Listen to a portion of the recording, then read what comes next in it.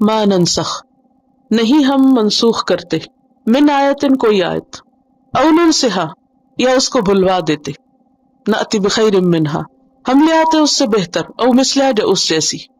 جیسے کہ پیچھے بہت سی آیات سے ہمیں یہ بات پتہ چلی کہ یہود کو مدینہ میں آپ سے واسطہ رہتا اور آپ کی نبوت پر اور آپ کو ملنے والی کتاب پر انہیں بہت تکلیف تھی اس حسد کی وجہ سے.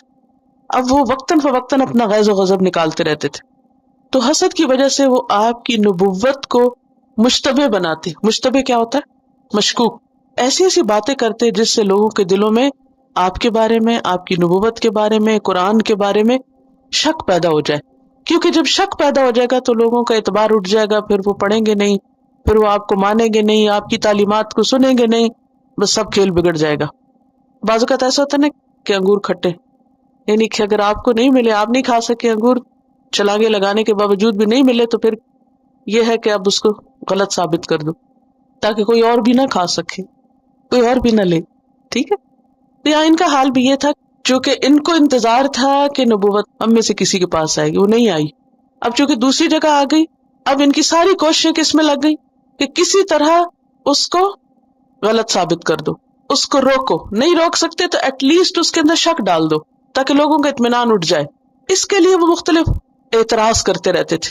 ان اعتراضات میں سے ایک اعتراض یہ تھا کہ اگر محمد صلی اللہ علیہ وسلم اللہ کے رسول ہیں اور قرآن سچی کتاب ہے، تو پھر کیوں ایسا ہے کہ کچھ احکام قرآن میں ایسے ہیں جو تورات سے مختلف ہیں، جو ہمارے پاس نہیں ہے اور یہاں قرآن بتاتا ہے. یا پھر یہ کہتے کہ خود قرآن کے اندر بعض اوقات ایک حکم آتا ہے، پھر دوسرا حکم اس کے خلاف آ جاتا ہے، پھر تیسرا حکم کچھ اور آ جاتا ہے. تو اگر یہ اللہ کی کتاب ہے تو ایک ہی دفعہ آخری بات کیوں نہیں کہہ دی گئی؟ یہ نسخ کیوں ہو جاتا ہے کہ ایک حکم آتا ہے پھر وہ ایبروگیٹ ہو جاتا ہے، پھر دوسرا آ جاتا ہے اس کی جگہ لے لیتا ہے؟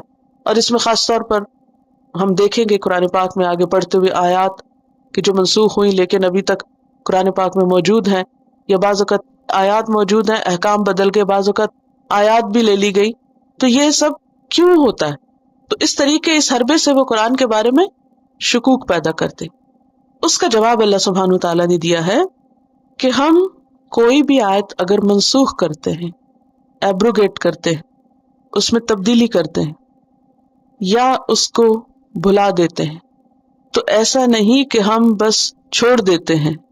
نأتی بخیر منہا، اس کی وجہ یہ ہے کہ ہم اس سے بہتر چیز لاتے ہیں.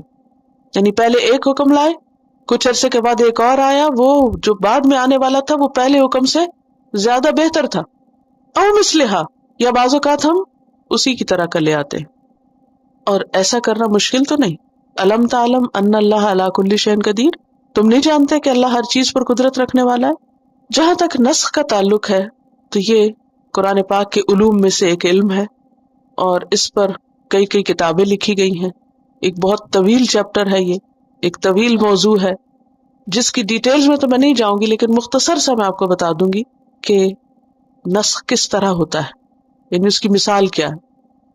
تو نسخ کی 3 بڑی قسمیں، 3 طرح سے ہوتا ہے. نمبر 1، نسخ اللفظ و بقاء الحکم. لفظ منسوخ ہو گیا، حکم باقی رہ گیا. اور اس کی مثال ہے آیت رجم. رجم کہتے ہیں شادی شدہ مرد یا عورت اگر زنا کرے تو اس کو پتھر مار کر ہلاک کیا جائے. یہ آیت پہلے قرآن پاک میں موجود تھی، لیکن بعد میں اس آیت کو اٹھا لیا گیا، مگر حکم موجود ہے. اور حضرت عمر رضی اللہ تعالیٰ عنہ کی روایت میں، صحیح حدیث میں اس کی تفصیلات ملتی ہیں. ایسا کیوں کیا گیا؟ یہود کے پاس تورات میں حکم موجود تھا لیکن وہ اس پر عمل نہیں کرتے تھے. مسلمانوں کے پاس حکم آیا، آیت لے لی گئی، لیکن پھر بھی وہ حکم پر عمل کرتے تھے. تو اس کے پیچھے ایک حکمت تھی. دوسری قسم کا نسخ، حکم منسوخ لیکن آیت باقی، لفظ باقی. پہلی میں کیا تھا؟ لفظ منسوخ، حکم باقی. دوسری میں اپوزٹ. کیسے؟ حکم منسوخ، آیت باقی. جیسے سورۃ الانفال کی آیت نمبر 65 اور 66. ایسا کیوں؟ آیت کیوں باقی رکھی گئی؟ تاکہ آیت پڑھنے کا ثواب ملتا رہے. اور پھر یہ دکھانا بھی مقصود تھا کہ اللہ تعالیٰ جو چاہتا ہے کرتا ہے. وہ آیت دے کر بھی حکم ہٹا سکتا ہے. اس کی جگہ ایک اور حکم لے آتا ہے. اور پھر تیسری قسم کیا ہے؟ نہ آیت رہے اور نہ حکم رہے، جیسے رضاعت کا حکم ہے. اس کے بارے میں صحیح مسلم میں حدیث حضرت عائشہ کی کہ رضاعت کی حرمت کے بارے میں آیت موجود تھی جس میں 10 دفعہ دودھ پینے سے حرمت واجب ہوتی، پھر وہ 5 دفعہ میں بدل گئی اور پھر وہ آیت بھی چلی گئی، لیکن حکم باقی رہا. یعنی کہ قرآن پاک میں نہیں لیکن حدیث میں باقی رہا حکم. تو یہ دونوں طرح کا نسخ ہو گیا. ما ننسخ من آية أو ننسها نأت بخير منها أو مثلها ألم تعلم أن الله على كل شيء قدير